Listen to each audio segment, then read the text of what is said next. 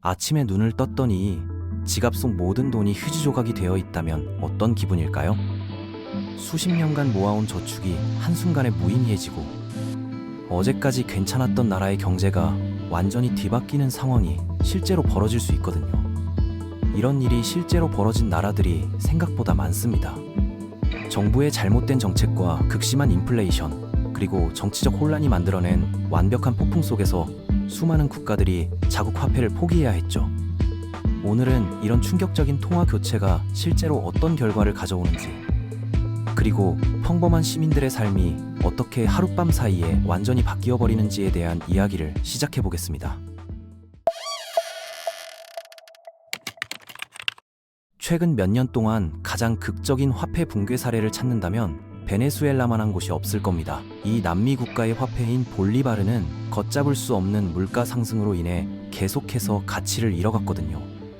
2018년쯤 되니까 커피 한 잔 가격이 수백만 볼리바르에 달하는 상황이 벌어졌습니다. 상상이 되시나요? 커피 한 잔 마시려면 돈다발을 들고 다녀야 하는 거죠. 정부는 이 문제를 해결하겠다며 화폐에서 0을 5개나 없애버리고 소위 주권 볼리바르라는 새로운 돈을 만들어냈습니다. 하지만 3년 후인 2021년에도 똑같은 일이 반복됐어요. 평생 모아온 저축과 연금, 그리고 월급이 모두 하룻밤 사이에 사라져버렸거든요. 반면 부유층과 정치적 연주를 가진 사람들은 미리 미국 달러로 자산을 옮기거나 해외로 돈을 빼돌려서 재산을 보호할 수 있었죠. 이런 불평등한 상황이 벌어진 배경에는 베네수엘라의 극단적인 석유 의존 경제 구조가 있었습니다.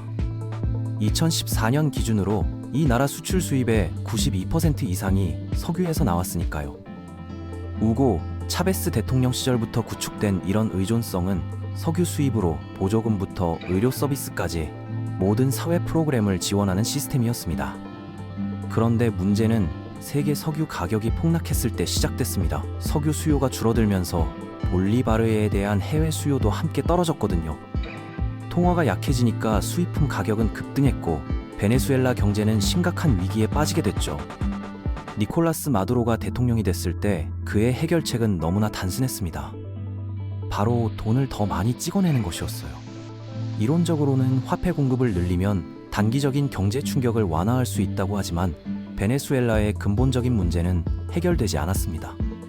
부정부패와 잘못된 경영으로 석유 생산량도 계속 줄어들었고 국제 투자자들은 신뢰를 잃고 자본을 빼기 시작했어요. 수입품 가격은 계속 오르고 새로 찍어낸 볼리바르는 기존 화폐의 가치만 떨어뜨리는 악순환이 반복됐습니다. 2016년에 인플레이션이 800%까지 치솟자 마두로 정부는 비상사태를 선포했어요. 그런데 이것도 시작에 불과했습니다.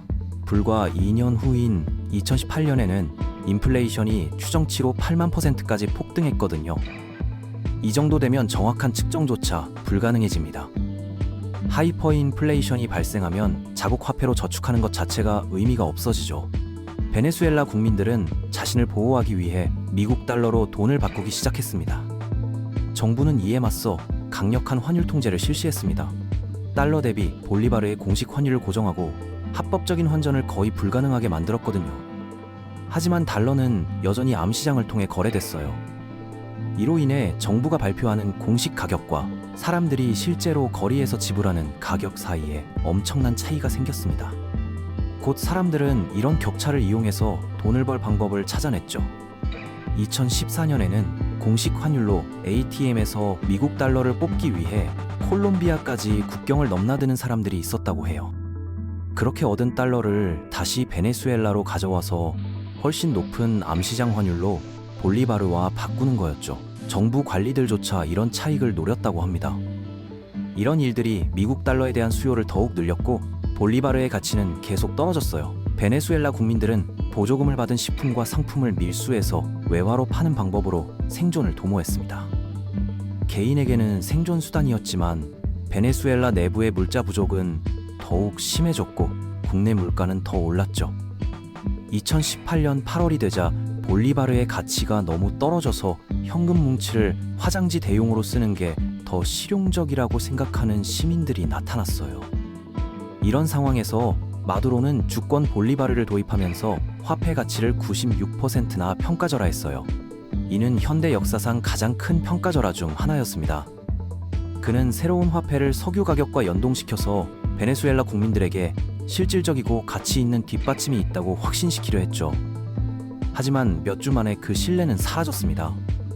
권위주의가 강화되고 선거에 개입하고 물자 부족이 심화되는 상황에서 사람들이 정부의 약속을 믿을 이유가 없었거든요. 하이퍼인플레이션은 경제가 직면할 수 있는 가장 파괴적인 현상 중 하나입니다. 이런 일을 겪는 나라는 많지 않지만 한번 악순환이 시작되면 엄청난 지출 삭감과 근본적인 개혁 없이는 멈추기 어려워요. 안정 대신 베네수엘라는 더 깊은 위기에 빠졌습니다. 수백만 명의 베네수엘라 국민들은 암시장에서 거래하거나 나라를 떠나거나 매일 고통을 참아가며 새로운 통화가 나올 때마다 평생 저축이 사라지는 것을 지켜봐야 했어요. 그런데 베네수엘라만이 통제불능의 인플레이션으로 화폐가 완전히 바뀐 유일한 사례는 아닙니다. 짐바브웨도 수년 동안 극심한 인플레이션과 통화 위기로 고통받고 있거든요. 전문가들은 안정적인 화폐를 회복하는 것이 경제 재건에 필수적이라고 입을 모아 말하고 있습니다. 세계은행은 짐바브웨가 심각한 경제 혼란 상태에 있다고 발표했어요. 불안정한 화폐와 왜곡된 환율 때문에 국가 생산량이 실제 잠재력보다 훨씬 낮다는 거죠. 이 나라의 인플레이션은 안전한 수준에 전혀 미치지 못하고 있고 실제로 2025년에는 거의 100%까지 치솟을 것으로 예상된다고 해요. 중앙은행에 따르면 환율 하락으로 인해 물가가 더욱 오르고 있어서 통화 안정이 얼마나 시급한지 보여주고 있습니다. 2008년 짐바브웨의 극심한 인플레이션으로 짐바브웨 달러는 아예 가치가 없는 수준까지 떨어졌어요. 2009년까지 정부는 자국 화폐를 완전히 포기했고 국민들은 생존을 위해 미국 달러와 다른 외국 화폐에 의존하게 됐습니다. 많은 짐바브웨 국민들에게 이는 실질적으로 미국 달러에 의존한다는 뜻이었고 오늘날까지도 거래의 약 72%를 차지하고 있어요. 당국은 달러의 지배가 계속 견제받지 않는 것을 경계하면서 2024년에 만든 지그라는 새로운 짐바브웨 화폐와 외화를 모두 포함하는 다중통화 시스템을 도입했습니다. 금에 기반한 이 선택지가 점차 신뢰를 회복할 수 있기를 기대하고 있죠. 하지만 모든 사람이 이를 받아들이는 건 아니에요. 보고서에 따르면 비공식 거래업자들은 지그 사용을 계속 꺼리고 더 안정적으로 느껴지는 달러 거래를 선호한다고 합니다. 비공식 경제가 여전히 강력하지만 법 집행 노력이 진행 중이라고 해요.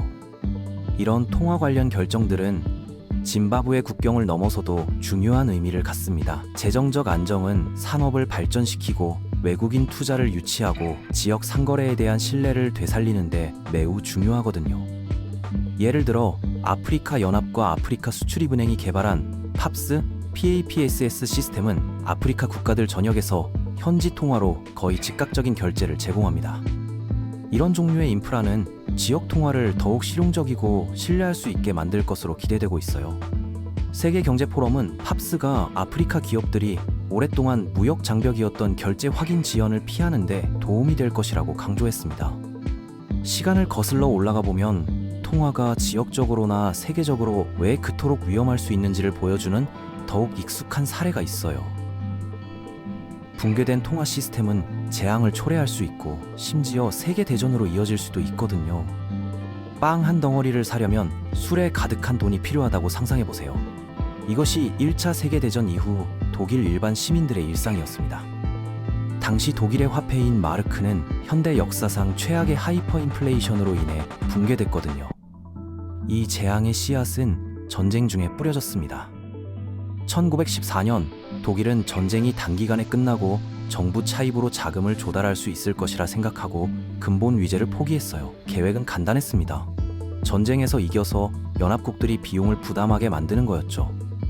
하지만 1918년 독일이 패배하자 새로운 바이마르 정부는 전쟁으로 인한 막대한 부채뿐만 아니라 베르사유 조약의 가혹한 조건까지 떠안게 됐습니다. 이 조약은 독일이 다시는 이웃 나라들을 위협하지 못하도록 하기 위해 마련된 거였어요. 배상금은 금으로 지불해야 했는데 경제적으로 파탄난 독일이 쉽게 제공할 수 있는 것이 아니었습니다. 배상금이 너무 커서 독일은 필수적인 수입품을 구매할 여력이 없었어요. 식민지를 잃으면서 저렴한 원자재에 대한 접근도 차단됐고, 이로 인해 경제가 더욱 위축됐죠. 동시에 전쟁 중에 비축해둔 수십억 마르크가 갑자기 다시 유통되기 시작했습니다. 완벽한 폭풍이었어요. 물가는 오르기 시작했고 마르크의 가치는 폭락했습니다. 전쟁 전 환율은 1달러당 4마르크 조금 넘는 수준이었거든요. 1920년까지 마르크의 가치는 16배나 하락했습니다. 잠시 달러당 69마르크로 안정되는 듯 했지만 바이마르 정부는 지출을 억제하는 대신 청구서와 배상금을 지불하기 위해 더 많은 돈을 찍어냈어요. 1922년 7월까지 물가는 약 700퍼닐라 상승했고 진짜 하이퍼인플레이션이 시작됐습니다. 유통되는 화폐는 너무 많고 자원은 부족해지면서 마르크는 사실상 무가치해졌어요. 정부는 100만 마르크 지폐를 발행했고 그 다음에는 10억 마르크 지폐까지 만들어냈습니다. 1923년 12월에는 1달러가 4조 2천억 마르크와 같아졌어요. 일상생활에 미친 영향은 초현실적이었습니다. 이 시기에 전해지는 흔한 이야기 중 하나는 사람들이 커피 한 잔을 5천 마르크에 주문했는데 몇 분 후 두 번째 잔을 주문하려니 가격이 이미 7천 마르크로 뛰어올랐다는 거예요. 상인들은 급등하는 물가를 따라잡을 만큼 빠르게 재고를 보충할 수 없었습니다. 농부들은 가치 없는 돈으로는 작물을 팔기를 거부했어요. 도시에서는 식량 폭동이 일어났고 가난하고 굶주린 도시 주민들은 농장을 약탈하기 위해 시골로 몰려갔습니다. 법과 질서가 완전히 무너졌죠. 사회적 결과는 파괴적이었어요. 취약한 바이마르 공화국의 민주주의는 음모론이 난무하면서 근본적으로 훼손됐습니다. 한때 극단적이라고 여겨졌던 정치적 견해들이 갑자기 해결책처럼 보이기 시작했어요. 이런 혼란 속에서 아돌프 히틀러와 다른 극우 운동 지도자들이 지지를 얻었고 통화 붕괴를 자신들의 권력 상승을 위한 연료로 사용했습니다. 1923년 11월 독일의 하이퍼인플레이션은 절정에 달했고 바이마르 정부는 마침내 행동을 취해야만 했어요. 구스타프 슈트레제만이 이끄는 새 정부는 근본적인 화폐 개혁을 단행했습니다. 그들은 렌텐마르크라는 새로운 화폐를 도입했고 1렌텐마르크를 1조 마르크와 교환하도록 설정했어요. 이는 사실상 기존 화폐를 포기한다는 의미였죠.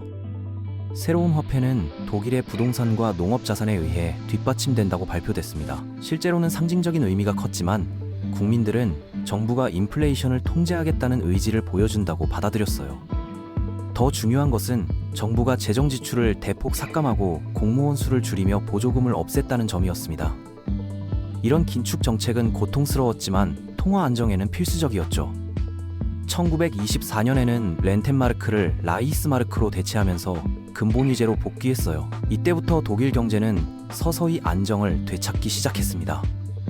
하지만 하이퍼인플레이션이 남긴 상처는 깊었어요. 중산층은 저축을 모두 잃었고 사회적 신뢰는 무너졌습니다. 이런 혼란과 분노는 결국 나치당이 권력을 잡는 토대가 됐죠. 터키도 최근 몇 년간 심각한 통화 위기를 경험했습니다. 레제프 타이프 에르도안 대통령의 비정통적인 경제 정책이 리라화의 급격한 가치 하락을 불러왔거든요. 에르도안은 금리를 낮추면 인플레이션이 줄어든다는 독특한 이론을 고집했어요. 이는 일반적인 경제학 원리와 정반대였습니다. 대부분의 중앙은행은 인플레이션을 막기 위해 금리를 올리거든요. 2021년부터 2022년까지 터키 리라는 달러 대비 약 80%의 가치를 잃었습니다. 이로 인해 터키 국민들의 구매력은 급격히 떨어졌고 수입 의존도가 높은 터키 경제는 큰 타격을 받았어요. 터키 중앙은행은 에르도안의 압력으로 계속 금리를 내렸고 이는 외국인 투자자들의 신뢰를 완전히 잃게 만들었습니다. 많은 터키인들은 자신의 재산을 보호하기 위해 달러나 금으로 바꿔서 보관하기 시작했어요. 정부는 이에 대응해 리라 예금에 대한 특별 보장 제도를 도입했습니다. 리라 예금의 가치가 떨어지면 정부가 그 손실을 보상해주겠다는 거였죠. 하지만 이런 정책도 근본적인 해결책은 되지 못했어요. 2023년 대선 이후에야 터키는 정책 방향을 바꾸기 시작했습니다. 새로운 재무장관과 중앙은행 총재가 임명되면서 금리를 대폭 인상했고 이로 인해 리라는 어느 정도 안정을 되찾을 수 있었습니다. 하지만 여전히 터키 경제는 높은 인플레이션과 구조적 문제들로 어려움을 겪고 있어요. 이는 통화 정책의 신뢰성이 얼마나 중요한지를 보여주는 사례입니다. 아르헨티나는 지난 수십 년간 반복적인 통화 위기를 겪어온 대표적인 나라입니다. 페소화는 여러 차례 평가절하됐고 국민들은 달러화를 선호하게 됐어요. 아르헨티나의 문제는 정치적 불안정과 포퓰리즘 정책에서 시작됐습니다. 정부는 선거에서 이기기 위해 무리한 복지 정책을 펴면서 재정 적자를 늘렸고 이를 화폐 발행으로 메우려 했거든요. 1989년과 1990년에 아르헨티나는 하이퍼인플레이션을 경험했어요. 연간 인플레이션율이 3000%를 넘나들면서 경제가 완전히 마비됐습니다. 이후 아르헨티나는 페소를 달러와 1대1로 고정하는 통화위원회제를 도입했어요. 1990년대 동안 이 제도는 어느 정도 성공적이었지만 2001년 경제 위기 때 결국 포기해야 했습니다. 그 이후로도 아르헨티나는 계속해서 통화 위기를 겪고 있어요. 현재도 공식 환율과 암시장 환율 사이에 큰 차이가 있고 많은 국민들이 달러를 선호하고 있습니다. 최근 당선된 하비에르 밀레이 대통령은 아예 페소를 폐지하고 달러화를 도입하겠다고 공약했을 정도예요. 이는 아르헨티나 국민들이 자국 통화에 대해 얼마나 불신을 갖고 있는지를 보여줍니다. 러시아도 1990년대에 심각한 통화 위기를 겪었습니다.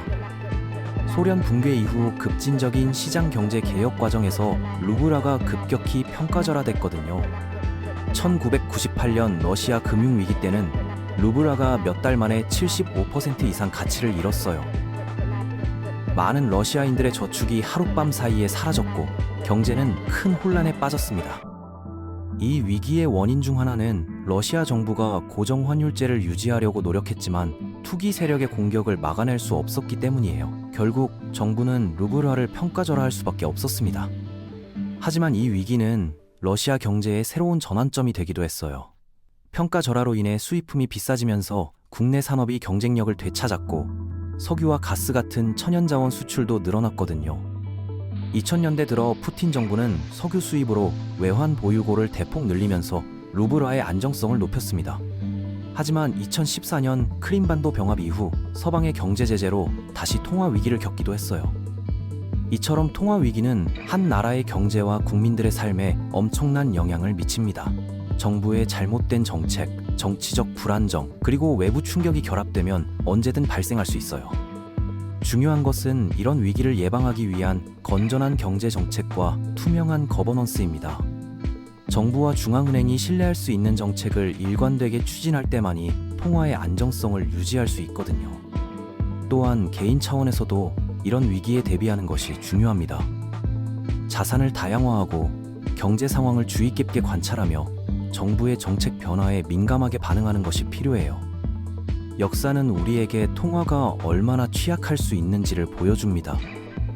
하지만 동시에 올바른 정책과 개혁을 통해 위기를 극복할 수 있다는 희망도 주고 있어요.